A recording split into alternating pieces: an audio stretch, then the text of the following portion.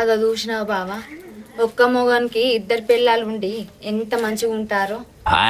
నాకైతే ఆ ఒక్క మొగానికి ఇద్దరు పిల్లలు ఉంటే నాకు అస్సలకే నచ్చది. ఎట్లా సంసారం చేసి పాడి చేస్తారో ఏమో. ఏగో నువ్వు ఆగు, వాళ్ళిద్దరి మధ్యలోకి పోయి ఇద్దరు అక్కయ్యలకు స్విచ్ పెట్టు. ఏ వాళ్ళ గురించి మనకెందుకే, వాళ్ళు ఎక్కడైనా పోని. అయినా దాంతో మనకేందే, మనకు బంగారం అసలు మొగుడు ఉన్నాడు. మనం ఏది కావాలన్నా నిమిషంలో తీసుకొచ్చి ఇస్తాడు. ఇటు నిన్ను బాధ పెట్టాడు, ఇటు నన్ను బాధ పెట్టాడు. ఇద్దరిని సమానంగా చూసుకుంటాడు.